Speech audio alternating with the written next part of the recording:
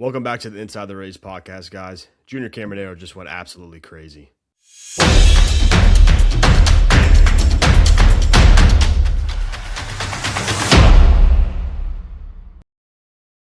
We've got a lot to talk about here, Ethan. How you doing today? Jake, I'm doing absolutely fantastic. I'm sure you're doing just as good as me after the absolute show that Junior Caminero put on in the DR. I mean, what are your thoughts on that? I mean, just absolutely insane display of hitting and just smoking the baseball in all of his ABs so far. Yeah, I mean, just what he's put on display the last couple of days has been just special. Like, that's really the only word that comes to mind. I mean, he's averaging like almost 110 off the bat, and he's 6 for 6. He has an opposite field, no doubter home run. He ran around the bases like was going crazy. The crowd was electric. He had 118.5 exit velocity single yesterday. That's 2 miles an hour over his max exit velocity in his career. So this is just absolutely special stuff from Junior, man. Yeah, I mean, what better way to go back to back with your childhood idol? The crowd in the DR is like unlike anything. I mean, Junior Caminero, we saw in the Winter League last year where he's just taken a minute and a half to run around the bases. He's going oppo. The crowd's getting into it. He's just absolutely showcasing his ability on a huge stage already, in spring training and into the WBC.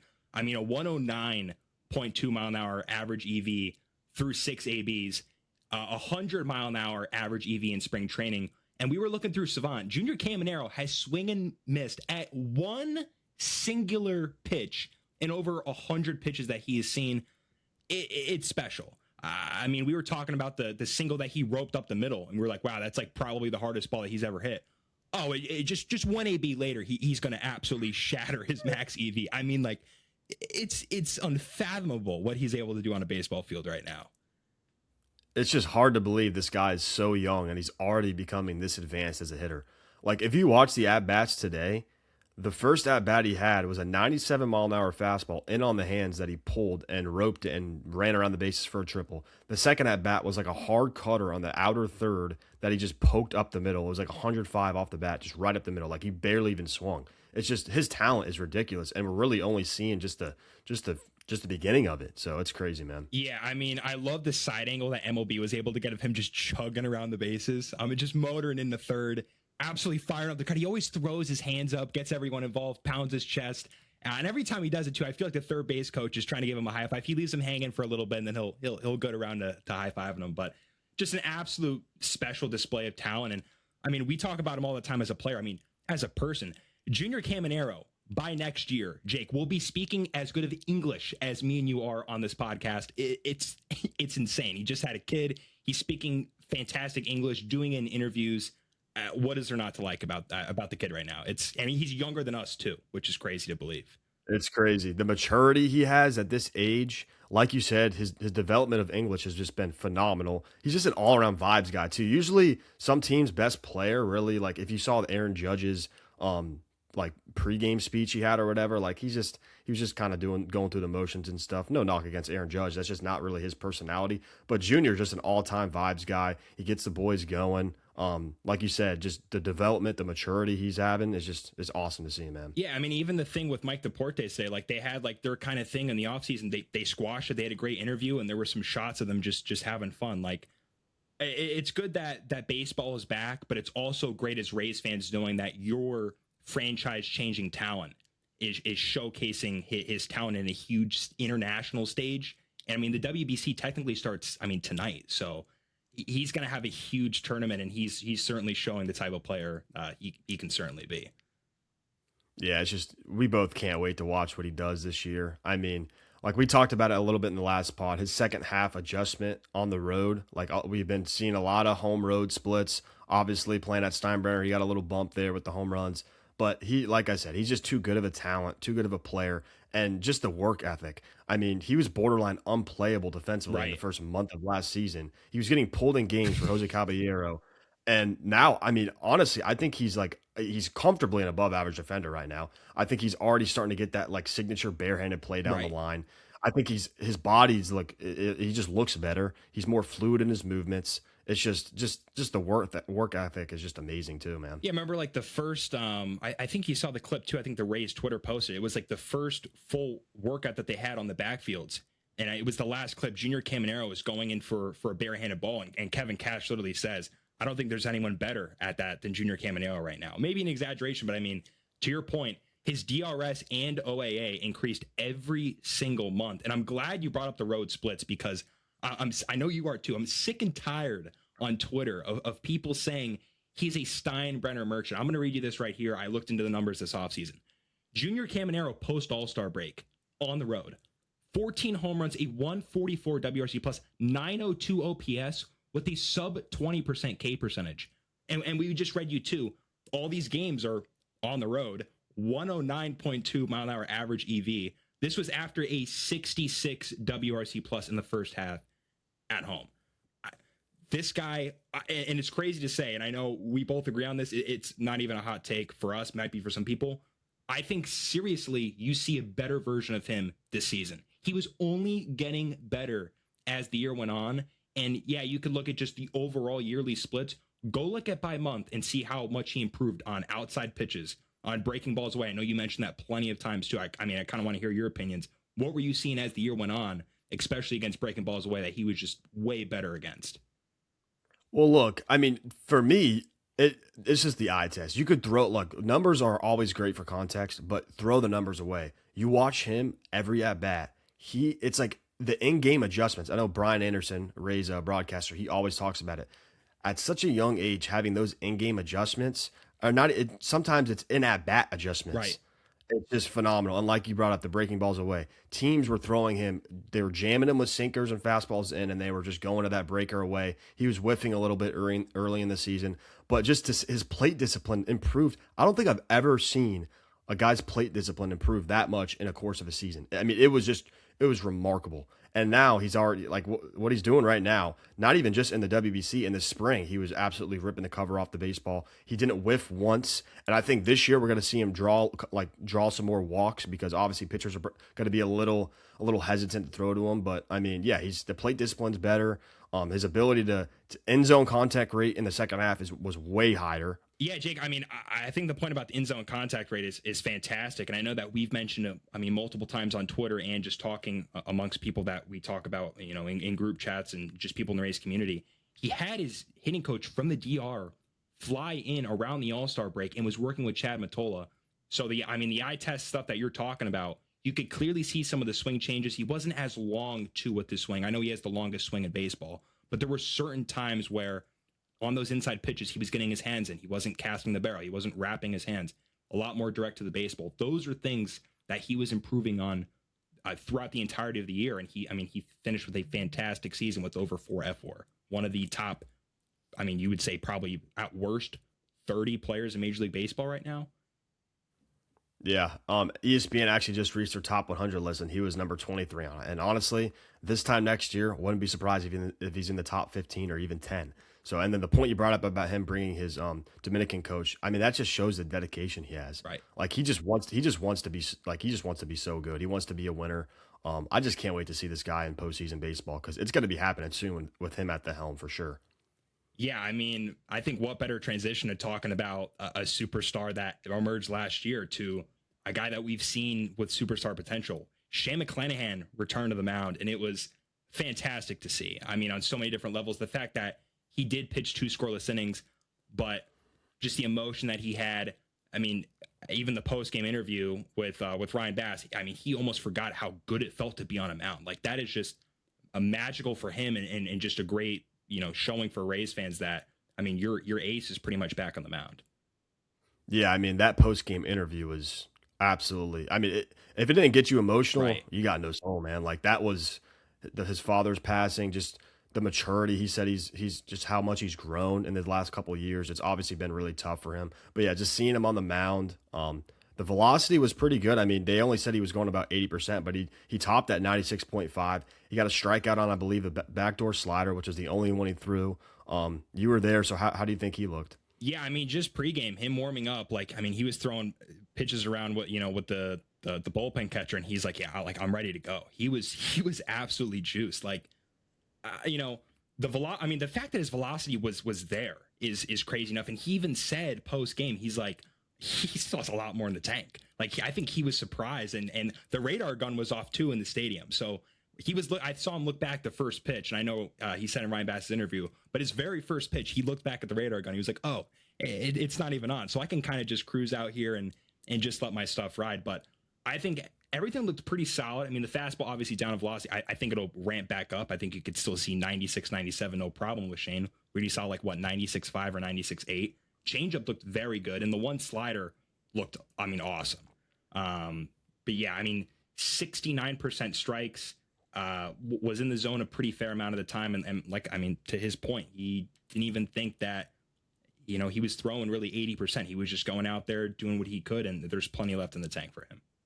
Yeah, I think it was a big part of it was just the mental aspect of it. Like going out, he threw last spring, but his last outing was him and then he kind of held his arm with the nerve issue. That was his last outing. So just having the confidence and the mentality to come out strong, had 2 scoreless innings.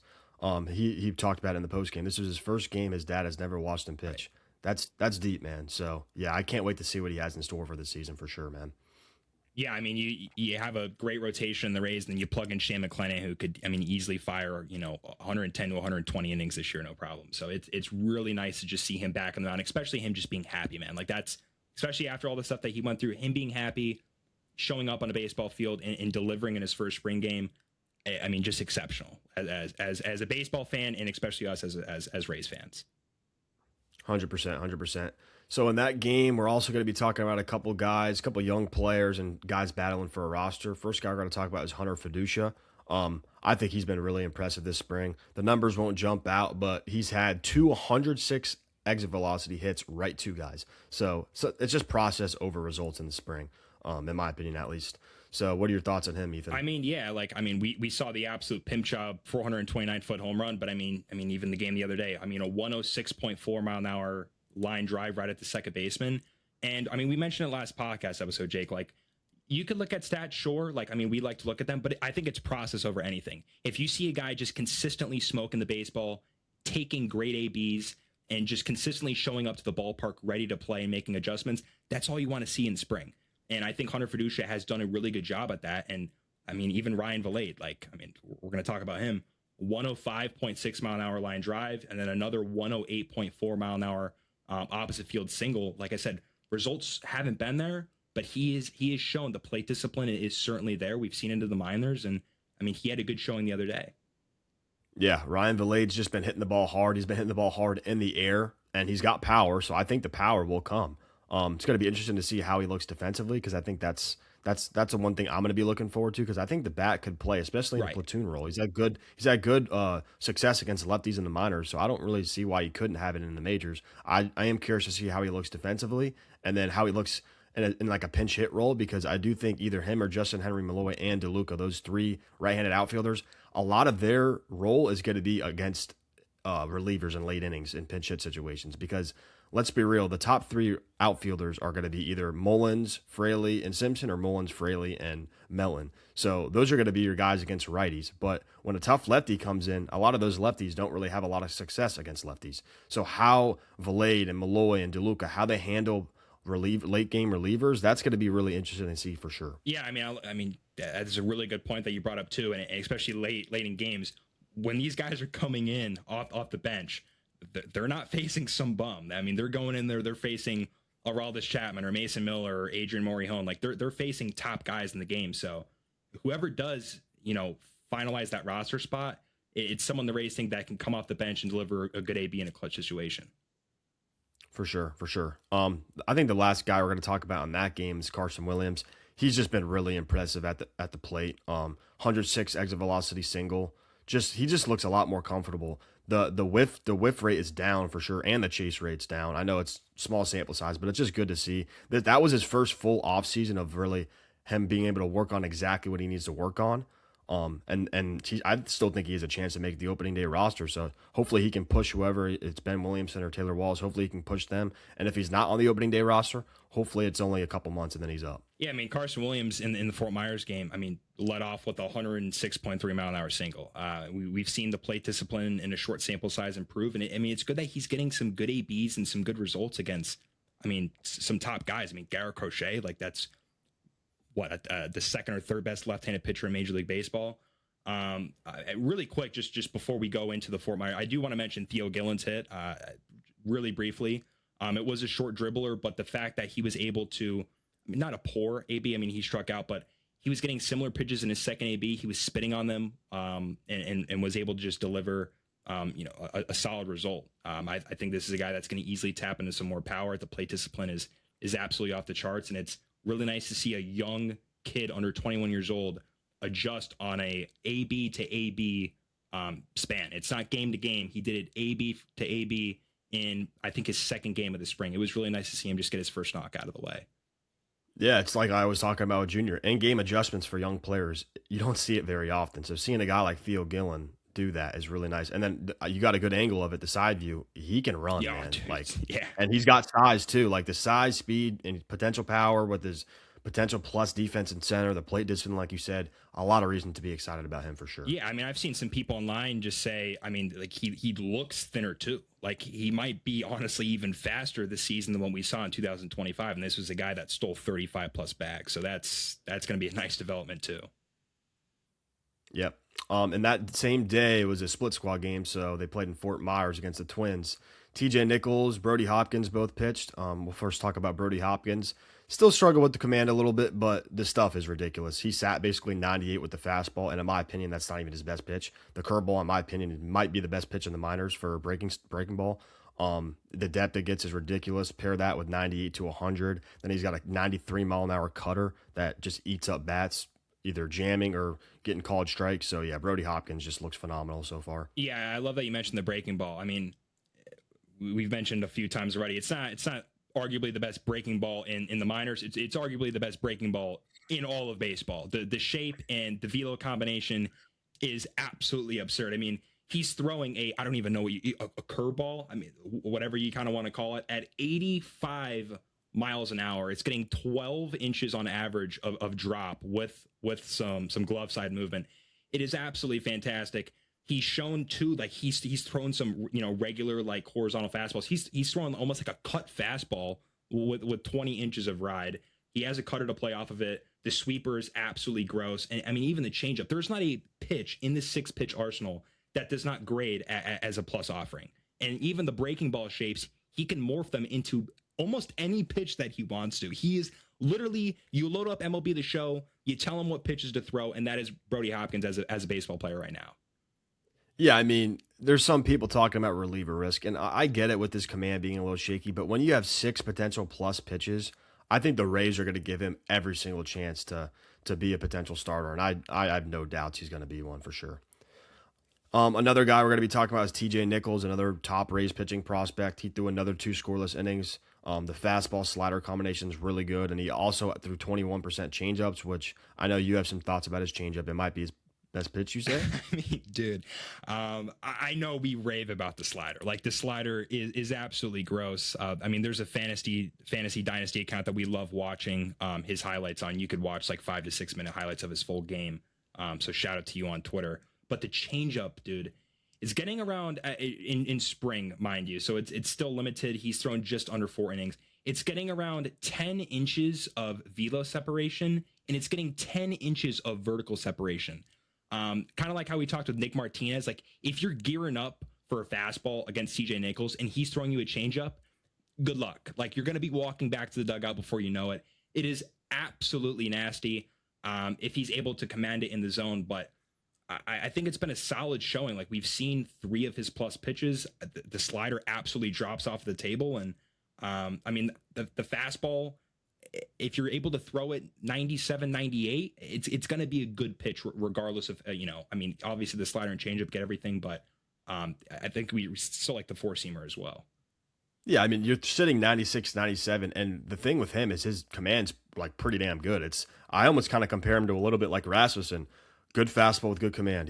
Rasmussen has the cutter, but it's basically a slider. They both have good cutters that get kind of like gyro shapes. They get good depth. And then Rasmussen's adding a changeup this spring, and Nichols has already started developing his. So I think, man, TJ Nichols could have a really big year, and I think he could push like a roster. I think he could push being on the roster at the end of this year, honestly. Yeah, I mean, last episode, I mean, you could definitely see Ty Johnson, you could see TJ Nichols, and definitely Brody Hopkins up this year. I mean, And those are the three arms we've talked about. I mean, I know we're going to do our top prospect list for the Rays, and you'll hear some more about the arms in the next few episodes. But those three especially, there's some insane arm talent there. And like I said, I mean, if TJ Nichols is able to locate that changeup, like it's looking like one of the better pitching prospect changeups in the minors right now. For sure. So we're going to be flipping to today's game. The Rays played the Team Netherlands. It was an exhibition game, so a lot of the stats won't be recorded. It's spring training, so it doesn't really matter that much anyways. But the first guy I want to talk about is Chandler Simpson. He had 3 walks today, which obviously, if you know Chandler Simpson, if he's walking at a good clip, I think in a full season he could potentially have 80 to 100 stolen bases.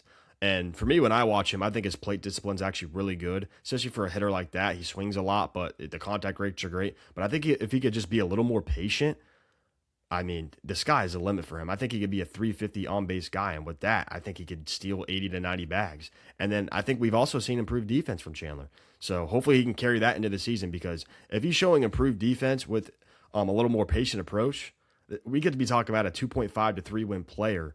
And that doesn't even really show his value, because the way defenders play when he's at the plate, they don't look comfortable at all. I don't care if you're in the outfield, if you're in the infield, if you're a catcher or a pitcher. You have to field your position. You have to be hyper focused with Chandler Simpson in the box. Yeah, I mean, you could say like a lot of, let's say Bobby Witt Jr. is at shortstop, but he does not want Aaron Judge to hit him a ground ball. He's going to smoke at 120 miles an hour. There's not a lot of contact guys that are up at the plate, and the defense is like, man, I really don't want the ball hit to me. Chandler Simpson might be the only guy in Major League Baseball that is like that. I mean, like we mentioned last episode, if he's bunting down the first base line, he's getting up the line faster or even past the first baseman before he even fields the baseball. It is remarkable. If the guy is playing, let's say 120 to 130 games, 100 steals is it's without a doubt happening.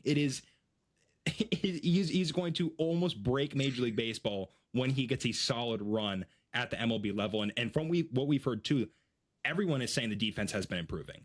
Whether that is KK, whether that is him developing on that aspect of his profile, he could just be a very well-rounded profile. I mean, obviously, the power is not going to be there. But in terms of like bat to ball, it's almost Luis Arias-like in terms of contact and in-zone contact, with better plate discipline, because Luis Arias has been chasing. So this is like a faster version of Luis Arias with a little bit less power, obviously.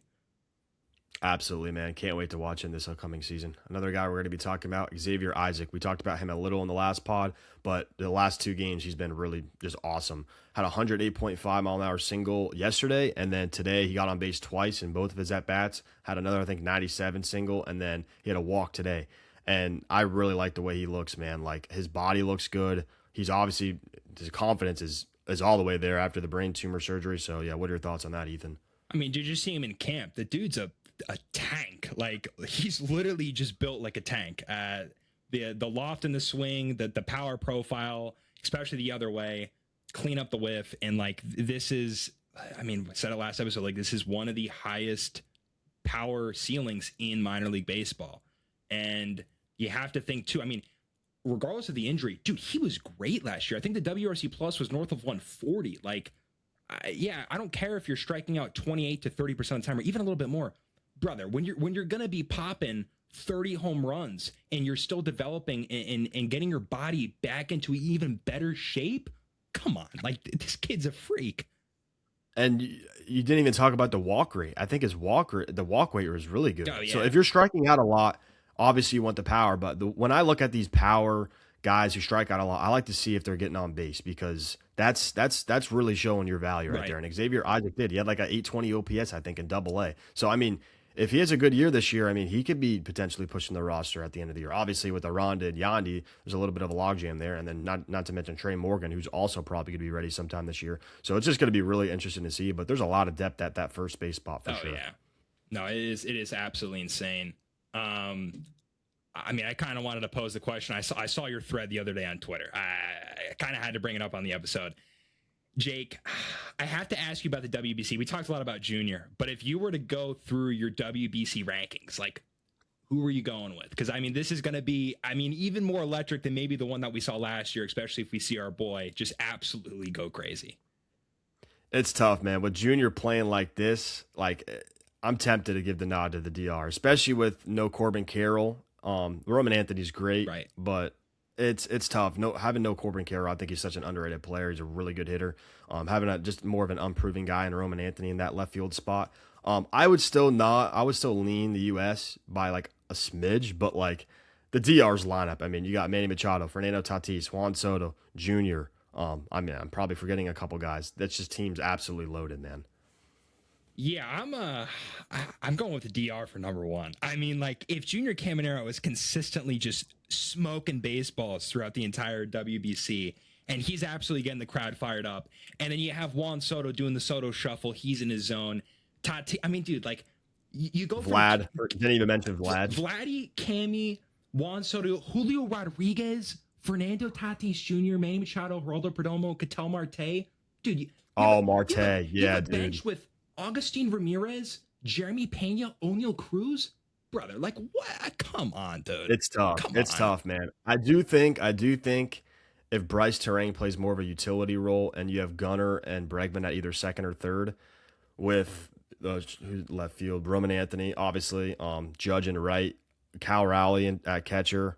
I mean that team's loaded too. It's really close. It's close, it's man. It's just 1A, 1B, and I think if you go either or at one, and by the way, this is just lineups. This isn't like what staffs are. This is just lineups. I think it's 1A, 1B. If you were to say the DR or the USA for one, I think you could certainly make a case for that. But I mean, I'm going to ask you actually, who do you think out of those two would have a better chance to win the WBC right now?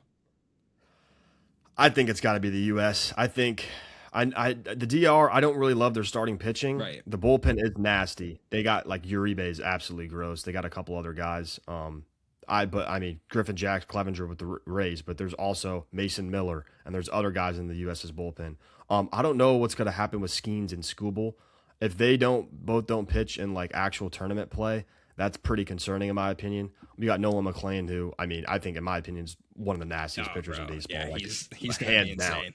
So, and then you got Logan Webb. So I think those are your top two guys. Like you got Matthew Boyd and Ryan Yarbrough, but ideally you don't want them starting in a big game. But the DR's got like Luis Severino. It's not really great. So they got Brian Bay, who I think actually pitched well today.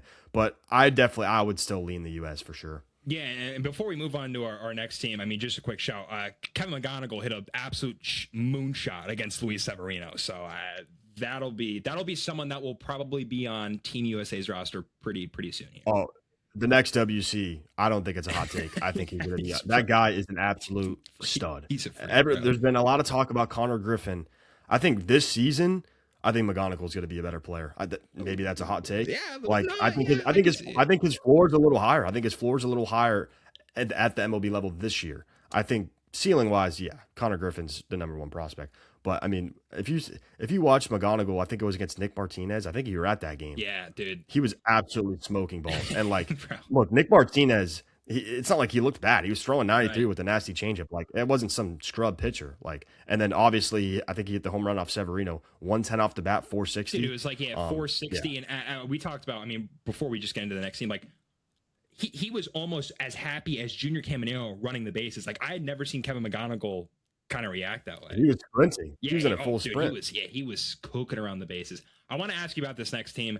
I think me and you agree it's probably the most underrated team, which like it really shouldn't even be underrated. They're this good. How do you feel about Team Venezuela? Because like this is a team that if you play them at their best, this is a team that can really bang you around the yard. They have some really good players. I mean, honestly, we talked about the DR and the US's lineup. I don't think this lineup is that far off. I really don't. You got the Contreras brothers, Ronald Acuna. I'm drawing a blank on some of them, but like that lineup is absolutely loaded. And I think they got some sneaky arms in their pitching staff too. So yeah, I think that would be my third ranked lineup.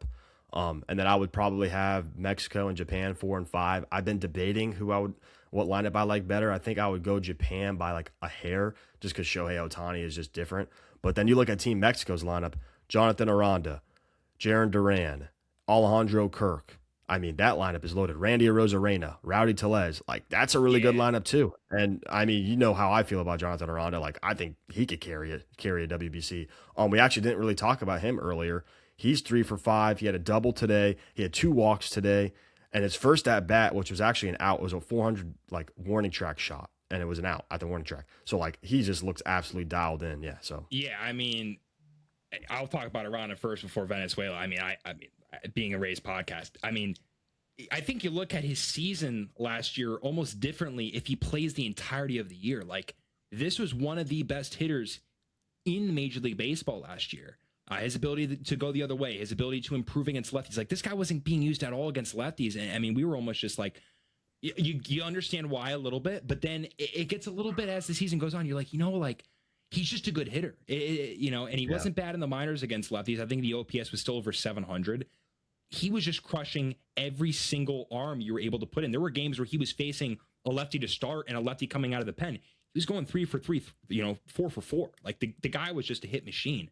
I got to kind of back up Venezuela though, man. I mean, you have Ronald Acuna Jr., you have Jackson Chourio, you have Willie Abreu. That outfield is just insane. That's like it might be the best. It might be the best of the WBC. It really might. That's like all around. That's like an 18 WAR outfield right there. Like, that's insane. You have Andres Jimenez at short, which I mean, I'm not looking at the bat too much. Defensively, wizard. Gleyber Torres, one of the best gloves for sure. Luis Arias, Wilson Contreras, William Contreras, who in my opinion is one of the most underrated catchers in baseball, in my opinion. So yeah, that Venezuela lineup is disgusting. Yeah, and you saw the vets in Salvi and Suarez, and you got Jose Alvarado out of the pen, Bizarro out of the pen, and like Angel Zerp. Like, brother, that team's really good. Like, this is probably one of the best teams that they have put on a field in quite some time.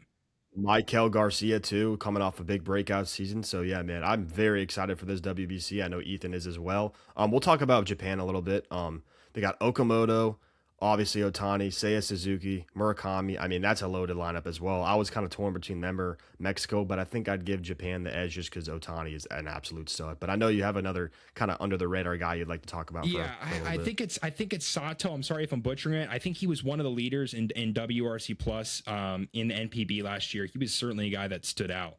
But I mean, just like the depth that they have on their team, like. You have Seiya Suzuki. He's gonna pop some dingers. Like he was shown to have a little bit more motion last season. If he kind of runs into some baseballs and Ohtani's getting fired up, Okamoto is gonna be an absolute beast for Toronto. Like, dude, I think this guy legitimately is gonna put up 3.5 to 4 F4 this season if he's remotely decent defensively. And then you have Murakami, dude.